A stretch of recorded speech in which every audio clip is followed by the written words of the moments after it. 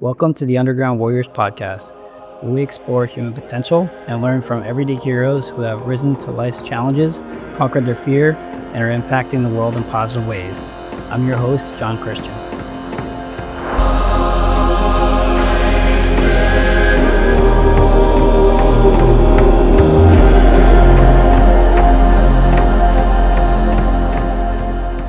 Welcome back to the Underground Warriors podcast, the show where we dive deep into mindset and tactics and grit of top elite performers, entrepreneurs, and modern day warriors. I'm John Christian, conscious human performance coach and founder of Zerkers Academy, an adventure-based human performance academy for impact-driven leaders and entrepreneurs. And today I have an absolutely amazing guest with me, Ellis, which is a really good friend, a force of nature. He's battled through adversity and pushed his limits, and now he's dedicating his life to helping others do the same, whether that's business, personal growth, or relentless pursuit of greatness. Aaron embodies resilience. So excited to introduce it today, Aaron. And when we kick off with the background story, the origin story, the warrior story of where you've come from and where you're going. Sure. So, I can go deep into rabbit holes. So guide me, stop me, correct me, move me in the direction you want me to go as much as you want. So, I'm just going to share with what arises. I was literally, my mom will tell you I was singing songs before I was speaking full sentences, before I was a year old. I would sing myself to sleep in my crib. So music has always been a huge part of my life. I was diagnosed autistic as a child. My mother was a developmental psychology professor at a certain point in her career. And I was not told that I was autistic. I was treated differently, and I was taught how to basically understand life. I used to walk around with a dictionary and a thesaurus and a book of idioms, and every time I had a question, my mom would say, look it up. And as with a lot of children who are on the spectrum, we gravitate towards something and obsess, and I obsessed with music. And all I wanted to do was play music. And, started out, I had to take piano. That was a rule in my house before I could play guitar, but I was actually playing guitar at the same time. Little did my parents know because I was using my brother's. But I just resonated towards music, and I also just did what I wanted to do and was encouraged to do that. Now, much to my parents' dismay, when it turned into a profession at a very young age, and that's all I wanted to do, which, led me to dropping out of high school and everything. So, but, it was because I was taught to do what I wanted to do. I didn't really have any one day if onlys in me. I just did what I wanted, which is part of an autistic spectrum brain too. It's very literal. So I would say the things that could have been considered adversity in the beginning was like I started performing in 87. My parents didn't see me perform until 97. And, I was performing at a very high level far before they saw, right? So it's just because they were educators and they didn't quite understand what I was doing. Over the years, music played a major role. I was basically only did music for a solid 20, 25 years. Well, I should correct that. I started speaking at corporations as well due to a relationship I had in the music industry and business, which became one of my main mentors and taught me a lot of business lessons and laws. And that started years and years ago. And I didn't realize it was even happening until the last maybe 10 years. I reflect back to some of those times and things I learned. And it's pretty amazing that I have relationships now with people that I met back then when I was long hair and leather and they were in 3-piece suits, and now I don't have the hair and I'm doing business with them again. So it's pretty cool to see. I started speaking as well. I always had kind of a concept of mindset and personal growth. I sought growth all the time. Like as a young 15-year-old I started studying every religion you can think of, every school of thought from astrology to numerology. I just wanted to understand life. And a lot of me wanted to understand myself because the way my brain was so structured, literally, I didn't understand people and I was often misunderstood. And so there was that kind of adversity the whole time where I felt alone, felt lost, didn't feel like I was understood, although I didn't feel that way. I don't know how to really explain it. It was almost like that was put on me. But when I was alone and not thinking about it, I felt great. But when I was faced with, what are you talking about? You can't do that. That's not the way life works. I would get kind of confused, right? I would say it led to I'm not sure where you want me to go, John, but the biggest I would say the turning point, the biggest thing that was probably the biggest adversity for me up until most recently was I was signed to Warner Brothers, and my business manager embezzled almost $500,000 from me and sexually assaulted me and harassed me for a year. And that was probably the biggest thing that which really shattered any form of egoic shell and false identity I had. Primarily believing that I was supposed to be a musician and a songwriter because I'd been doing it for so many years. And everybody always said, when you look at the evidence, oh, you were singing before before you were a year old, you became a professional musician, in your teens and stuff, right? So people would say, you're meant to be, living your purpose. And I had to learn that that was just an expression of who I was. It wasn't who I was. So when I look back at that time, albeit something I wouldn't necessarily want to wish on anybody else, unless they needed it for their growth, I see it with nothing but gratitude now, because it really cracked me open and broke away any false identities of what I am not. So who I am could come forth, at least for the next several years, right? Which led to to the next adversity that I've been facing the last year and a half or so. So I'll pause there. I don't know where you want me to dive any deeper or whatnot. I can keep going, that. So Yeah, there's a few things in there that we can unpack a little bit. And the idea that at a young age, a lot of times as we grow up, we start to get away from that thing that we know is like, when you say like, I can do this, and somebody says no, you start to second guess yourself. But, with that mindset that you had, you got into what you like to do, what you enjoyed doing, and you stuck with it and really focused on it. I think that's key to any kind of success, is having the resiliency to, ask questions and say, why can't I do that? Like, it doesn't make sense, Yeah. and that childlike wonder oftentimes gets lost in the journey.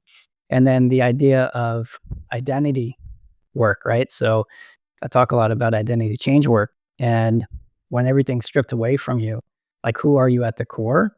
And being able to go through those challenging moments and not base your value or your worth on what you do, more so the human being that you are. And a lot of people are, put into those situations after the fact and go through very challenging path to refining themselves. And I think that's one of the things you and I are very passionate about, is helping people find the truth of who they are and bring that out and get them connected and know that they're more than what they do. They're more than a father, more than an employee, more than an entrepreneur or a business person. Like, who are you at the core, And sometimes that takes a lot of courage to step into that and really look in the mirror and figure out who that person is. And sometimes life forces you to, which it did for me. It literally took away I want to say my biggest dream, but it wasn't really something I dreamed of. It was something I knew would happen. It was kind of a knowing. But when I finally achieved that knowing, meaning a solo record deal with Warner Brothers, and I'd had 3 record deals before with other bands and stuff, but that solo deal was me expressing myself 100%, not necessarily co-writing stuff. And then it all came crashing down. It all was stripped from me, and I had to learn that. That's when like I mentioned, I learned that who I am was not the things that I did. Who I am wasn't those achievements. Who I am was not that record deal. Who I am was not the money that was stolen. Who I am was not the body that was harassed and assaulted, right? It was much more than that. And I really, I know you know this term too, but the whole term, like cultivating the witness and understanding who you are as a soul being able to witness your mind body. And I had really stepped into that during that time period when I literally allowed myself to believe that I never would do music again. I let myself have all those thoughts, knowing that rather than resisting them and saying, oh, that's not true, just you'll get over it, stuff like that, I let myself fully experience what it felt like to say, I'm never going to do music again. But from the witness perspective, I knew that I would. Right. So it was really kind of interesting. It's kind of hard to explain, other than it was just a crazy experience where I locked myself in my cabin for months. Mm-hmm. Yeah. So kind of isolated, Yeah. Recalibrate. And, being somebody that is sensing the world in all sorts of different ways, sometimes it makes sense to take that time, and sit with yourself and allow that to settle. What would you say in that whole time in your life was the biggest lesson from that adversity? The truth of stepping into what you know to be true and to pursue that, or what was that lesson that from that adversity? I think the biggest lesson that I fully learned and embodied and lived was that not resisting how I was feeling or my thoughts. So again, if I felt like I'm never going to make it through this, I let myself feel that thought all the way, where my brain, typically your brain was like, no, that's not true. You're going to be fine. You've made it through things before. Or if I talk to a friend, they'd try to take me out of that. Or like I said, just saying that I'll never play music again. I knew I wouldn't. So I fully gave myself grace and understanding and allowed myself to release the energy of those patterns. Where if we try to resist them and try to stop ourselves from having those thoughts, we actually keep the energy within us and we just kind of press the energy down. We might take the edge off, but we never release it. So I really fully learned how to fully live as the witness and witness my body, mind, and all the thoughts and the feelings and the emotions and the physical ailments, everything that was going on, but also to be able to reintegrate that. Yeah. So almost like experience the separation of the two, but the integration of the two in that probably 9-month period that I was isolating myself. Yeah. It becomes a question of choice and of observation, being able to observe the situation and not be a victim to the circumstances, and really be able to step outside of ourselves and observe and watch those thoughts go by. And there's a difference between observing your thoughts and that being who you are, as opposed to simply a thought that's passing, because we're in this human body with this, mind that has a tendency to put those thoughts in there, And So sometimes like one of the techniques I used was like I would watch the train of thoughts come into the station and then watch it go through the station and go down the tracks as long as I could until I couldn't see it anymore, rather than jumping on the train. Mhm. So I literally used that visualization sometimes, just watching my thoughts as a train Yeah. down in the station, not choosing not to get on the train and watching it go off into Right. the sunset. Right. Yeah, and that's the difference between, like, pain and suffering. Like, something can be painful, but are we gonna suffer through it and hold on to it, for as long as we can, Yeah. and That's another go through the healing process.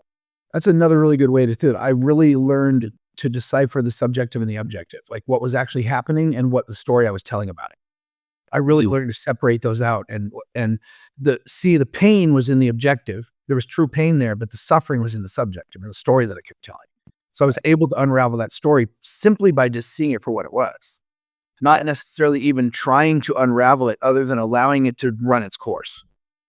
Yeah, exactly, and that ties really well into the idea of mindset, and the kind of mindset it takes to move forward as opposed to quitting. And so we talk a lot about, like, show up and flow as a mindset. So you want to talk a little bit about that as a strategy for Yeah. people to adopt? So around that time, I would say probably 2006, 7, 8, 9. This is when all this stuff was happening. That record deal was actually 2006. And 2009, 8, 9 was when I was there.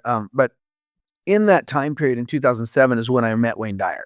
And I met him in Maui and we became really good friends and were friends till he passed several years later. And that was a concept that came out of a lot of our conversations where I understood that it was not what we did that dictated our results. It was how we showed up and flowed through what we did. And I didn't know how to communicate that at first. He really helped me learn how to articulate what I already knew. And when it comes to how we show up and flow rather than what we do, when people fully understand that, they don't necessarily even have to change what they do. It has to do with how they show up and flow through it. And it's not just the actions, but our thoughts. The result is dictated by how we show up and flow through our thoughts, our words. It's how we show up and flow through the words. It's not the word itself. So for example, if we take words like, I'm doing the best I can. I just said it without anything behind it right now. Most of the time when you hear that statement, people are like, I'm doing the best I can, which is usually I'm self-loathing, I'm justifying, you don't realize what I've gone through, I'm doing the best I can, I need comfort, right? But what if we changed that phrase and came into it and showed up and flowed through it as, I'm doing the best I can. Totally different meaning, right? Same words, same meaning, right? Yeah. Also actions. I love using the example of like, especially you're married, I know your wife and stuff. And let's say she loved flowers, right? And you bought her flowers just to simply arise joy in her. And that's it. And you'd give her those flowers and she loved the flowers and took care of them and put them in a vase and it was beautiful. Then let's say you've been working too much You haven't been spending as much time with you as you know that she wants. You haven't been able to be present and listen. So you buy her flowers because you're feeling guilty about that. Now, same action, but oftentimes when I've talked about this with other married couples or couples, those flowers don't even sometimes make it to a vase. They're not appreciated the same way. They might be, oh, thank you for the flowers, but they're set to the side because the action is the same, but you were coming at one, it's in the giving I receive. I wanted to arise love in someone, where the other one was, I don't want them to not love me. Right? So you showed up with fear with one and showed up with love with the other. And life's exactly the same way. Yeah. So when it comes to how we show up and flow through things, that's what I've really learned and refined since I was very young. Even when I mentioned, 15 years old, I started deep diving into religions and stuff because I was told I had to be a certain way and told how to act in my upbringing. And I'm like, this doesn't make sense. I need to find the essence of what they're talking about. And when we understand that essence, which is also who we are, meaning who we are at a soul level, then our outer expressions are what we do. Our outer expressions and what we do becomes way more effective and the results become way more abundant, I guess you could say, when we're showing up and flowing in a present, loving manner rather than fear. When you're showing up from fear, you're going to perpetuate more fear. Showing up with love and gratitude, you're going to perpetuate more love and gratitude. So again, it's not what we do, what we say, or what we think. It's how we show up and flow through each of those things that dictates our results. Yeah, 100%. And that reminds me of the Japanese scientist experiment where, looking at the flower as an example, it'd be interesting to see if those flowers died sooner than other flowers that actually were given out of like that loving energy. And the scientists in Japan, they studied the water, right? And they put two water glasses next to each other. And one, he said, I love you too. And the other, he said, I hate you too. And then that water, the molecules changed on a molecular level. The one and totally distorted in the other. Yep. Exactly. So thinking about how we show up and flow through life, and if we're showing up with negative thoughts, negative emotions, sending negative thoughts, negative emotions to others, we're only hurting ourselves. Yeah. So next time somebody gets all cut off and all pissed off, like think about what that's doing to you versus, the person that can't even hear you in the other car. So what are we choosing? Are we choosing to operate at the highest levels of consciousness, or are we operating at lower levels, which is more dense and energies like the love and the hate conversation? So I love how that ties into this show up and flow. I'd love to share one other aspect of that, John, one other example of that. Because to me, it was just of course, in my brain, the way my little brain was, but I meet people who one thing goes wrong or they have a negative thought about something and everything wrong in their life all of a sudden comes flooding in. They start thinking about everything wrong, right? So their deductive reasoning from one negative thought turns into this just perpetual, path of negative thoughts, right? The beauty of that is that you can do that with positive thoughts as well. You can think of times when you were on point, when you were like present, when everything was going and everything was clicking for you, and you will think of more things like that. So we literally have the power of our thoughts. And when we start having those negative thoughts, to realize and have the awareness around the fact that we're perpetuating that thought process, that train of thoughts, we jumped on it. We can also choose to jump on the positive train or the train where everything is working out. And just by remembering, just like when the negative ones, we remember the bad times and that turns into remembering more bad times. We can remember the good times, which will turn into remembering more good times. And one is disempowering, one is empowering. And people have the choice to do either. Now, normally they do the negative one because that's the collective consciousness of our world, pretty much. Everybody does that, right? But if you stop yourself and even start your day that way, to like, I'm going to think of a time when I was on point, when I was present, when everything was going exactly the way I wanted it to, like everything just, you're in that flow state. And then you start making decisions from there. Watch what changes in your world that day, man. You start to make such different decisions and you become so much more effective. It's crazy. It's a beautiful thing. Yeah, 100%. And even the reality, looking at your reality in a different way. So if you're looking at somebody and you're saying they're not listening, the reality is you're creating that reality that in your mind that they're not listening, but maybe they're listening. And if you said, well, maybe I'm not listening, and then the reality changes. And even going down to that quantum physics level, like what we perceive it changes reality. There's no science behind all this stuff. And when you can tap into it and observe it, you literally change your reality. and the way you show up and the way others show up. So Yeah. hold those people in your life high, and the reality will change. You know, speaking into people what you see in there. So, what would you say the biggest mental roadblock is that you think are holding people back in applying some of these ideas and strategies in their lives? Yeah. Wow. Ultimately, honestly, it's the way their brains have been conditioned. So I'll phrase this in a couple different ways. Most people have been taught that I have to do something to have something to be something. So I have to go to work to have money to be secure, right? We've learned literally the backwards way of showing up and flowing through life. It's actually understanding your being, that you have everything. You're not creating anything new. You're just arranging things to your preference. It's already all there. And from that being and knowing, you do, you take action. So rather than do, have, be, it's actually be, have, do. And that's really the way to thrive in life and really the way to be in an abundant life. But again, we've been taught the opposite way our whole life, our education system, everything, no fault of anybody. The blaming others is not going to help either. It's just when you realize that, you're like, oh my gosh. Now, another way to look at this too, that is in line with that, and basically another way to explain that is people go through life, they bucket things as good, bad, right, wrong. I want this, I don't want that. I need this, I don't need that, right?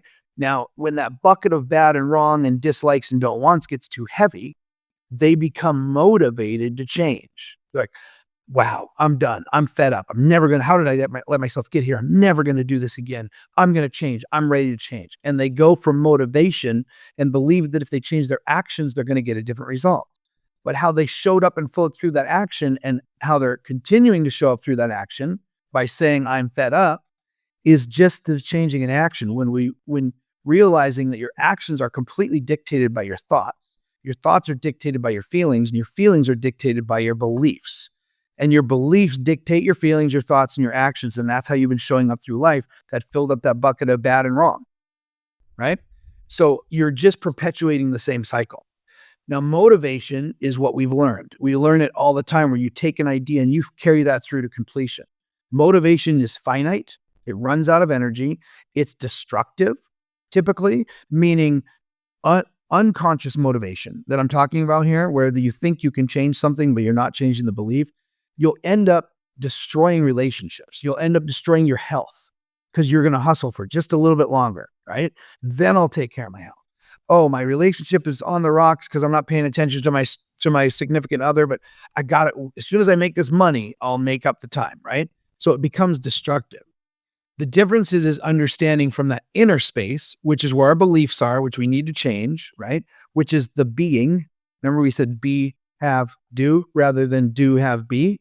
So the being is where our beliefs are, understanding where our beliefs are, reframing those beliefs, changing those beliefs. So we feel different about it, because the beliefs that feel like I'm never going to make it, I'm not going to have enough, I can't make enough money, I can't, I'm not good enough, whatever it is, dictate the thoughts of I have to do this better. And people would say that's positive thought. Yeah, you want to do better, great. But they don't realize that the energy that they're showing up and flowing through is never going to get them there. So ultimately, we have to get to a place of being where inspiration is. And then inspiration, as I said, motivation is where we take an idea and we carry it through to completion, and it's finite. Inspiration is infinite. It's when something grabs a hold of us and carries us through to completion. And it keeps pulling us and keeps pushing us and drawing us. And, or we could say but I like to say and, we come across everything that has kept us from getting to where we want to be, all the identities that need to crash and need to shatter and need to break, and all the false belief systems that served us for a while and deserve nothing but gratitude, but it's time to grow through them and to the other side of it, right? Yeah.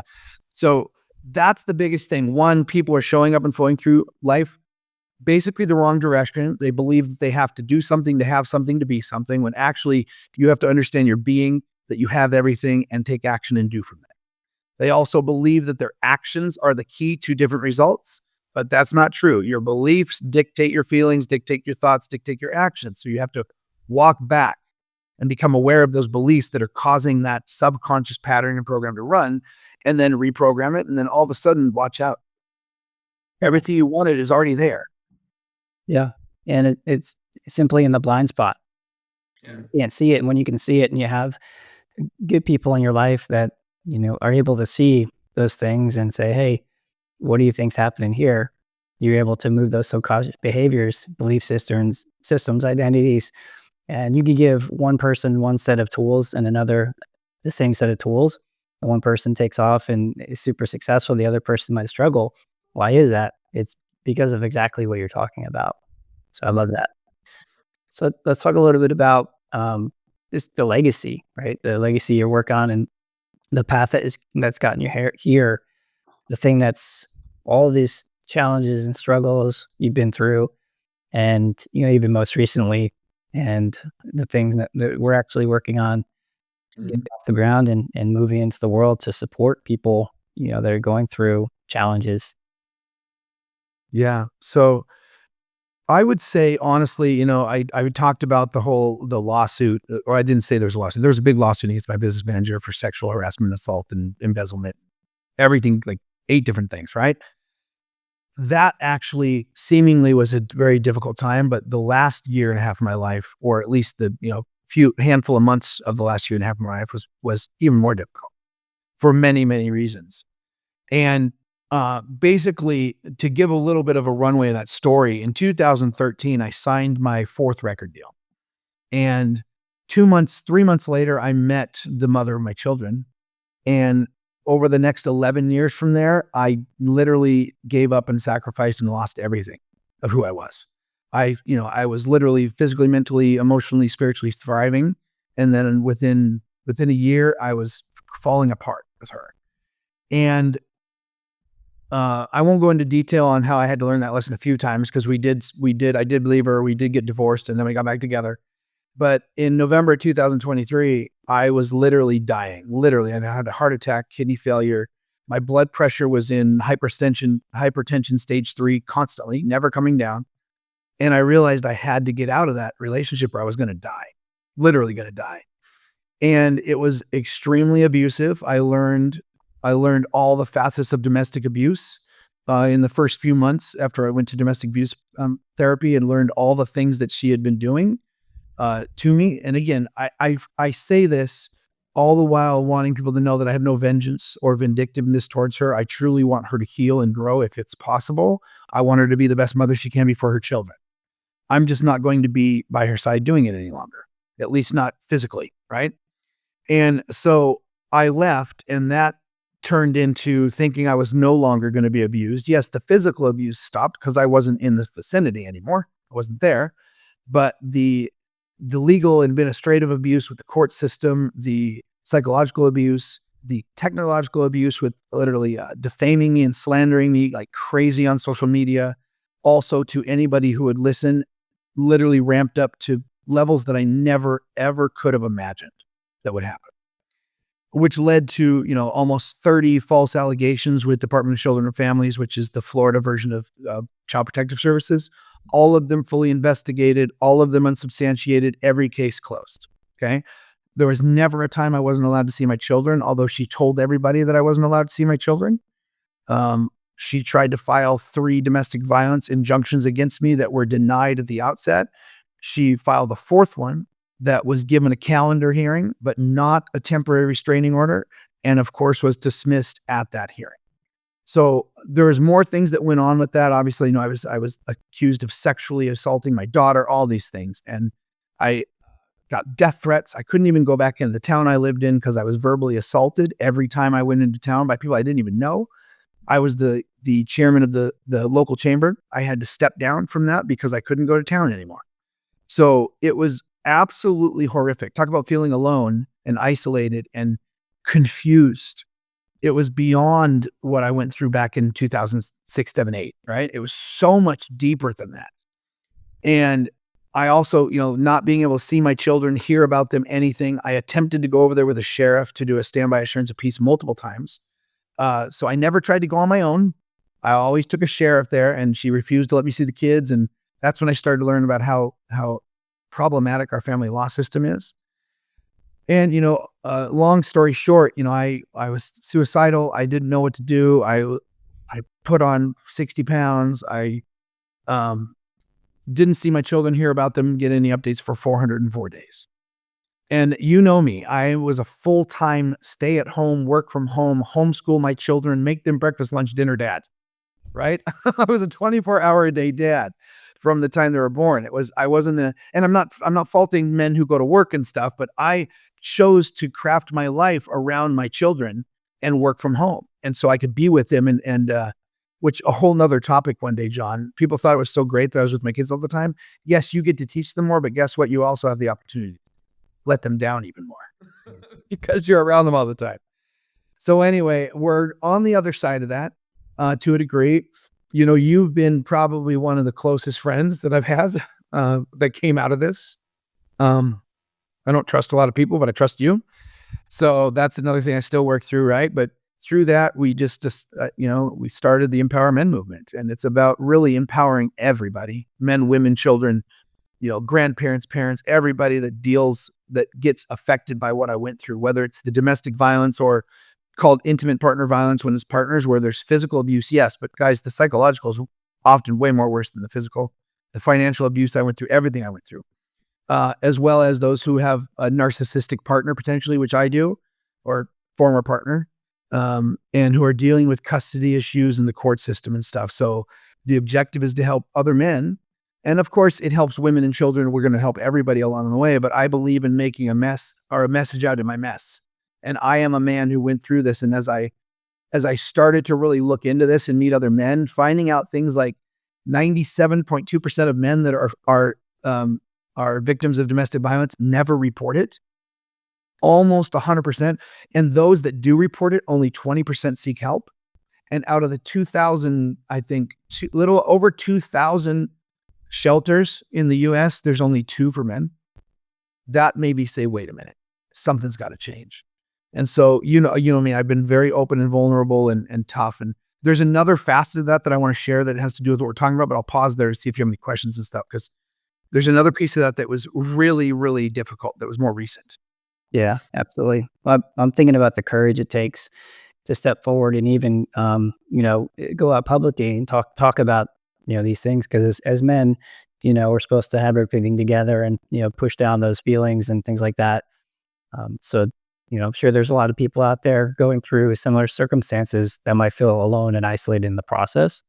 So, just know that there's solutions, people out there ready to help, looking at people that are, at that point where they're feeling maybe suicidal or, wanting to end their life or go into a depression, that's horrible. And we've had some conversations with some people that have gone through horrible situations in that mind-blowingly, and they were able to come through it and turn it into a positive situation for others and themselves, which is very inspiring. Yeah. I think I was part of a men's group last weekend, and I shared part of my story with that men's group, and somebody asked me what was the hardest part. And it just arose in me and kind of dawned on me then, what I want to share here is that I, for 10 or 11 years, hid this from people. I was actually she hit me the first time within the first couple months of our relationship, and it was witnessed by one of my dearest friends. So it started in the beginning, and I hid it from everybody. And when I started to speak about it, I had the ego in me had the fear of, oh my God, what's going to happen? Now, of course, I had the typical feelings like other men do, like nobody's going to believe me. I'm 250, she's 5 foot, 100 pounds. Like nobody's going to believe that somebody like me could get abused and stuff like that.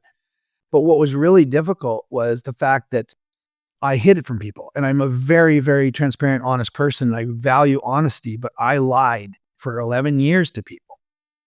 And I started to think about what are people going to think when I've shared the stage with Wayne Dyer and Eckhart Tolle and Louise Hay and Ram Dass when he was alive. Like I spoke at that level of spirituality and mindfulness for 20 years. All the while I was dying in my personal relationships. So that was a really tough identity to break through, to realize that. And the funny thing is nobody felt that way when I started talking about it. Nobody felt the way I feared they would. Some people who knew me said we knew something was wrong. You even saw one of my dearest friends, the one who did witness me get hit and witness abuse towards the kids from her as well. You saw her break down and how she felt when we interviewed her on, just how she didn't know how to help me. And she felt guilty for not helping me, right? So I think that identity aspect was my version of my masculinity, or my idea of what a man should be, being completely shattered. Right? My authenticity and my my honesty with people. Because everybody's like, oh, you have so much peace and ease and freedom in your life, and you're so honest. I'm like, yeah. And I believed I was, until this past year when I realized, well, crap, I've been hiding this from everybody. Yeah. Yeah.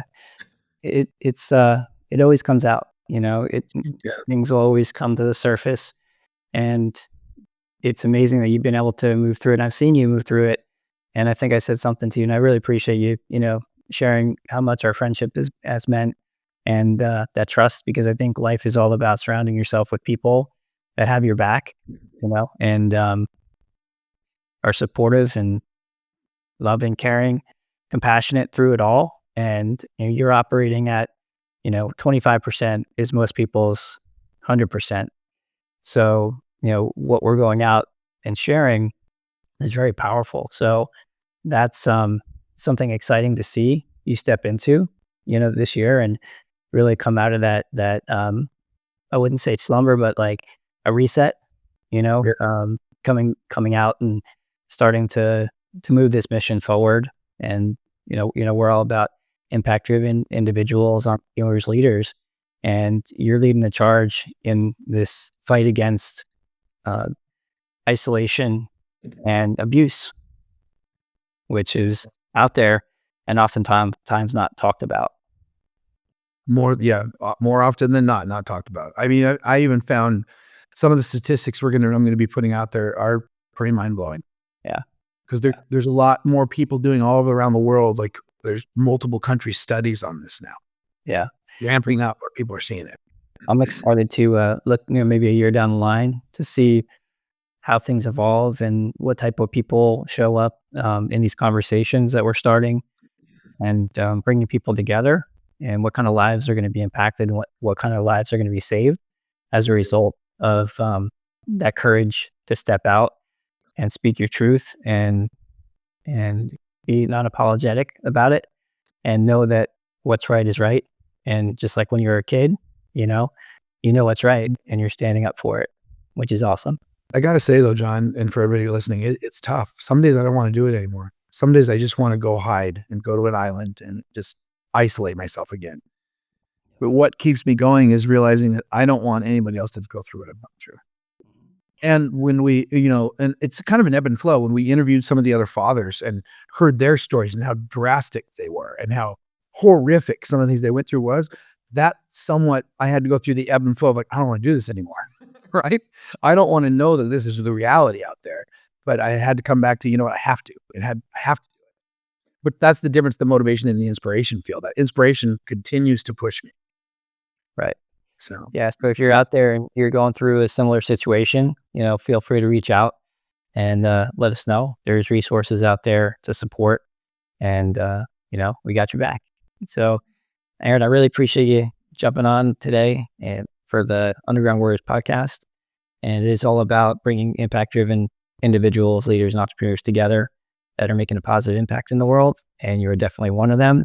And I appreciate your friendship and the impact that we're working towards in the world. So appreciate you. I echo all that back to you, John. Thank you very much.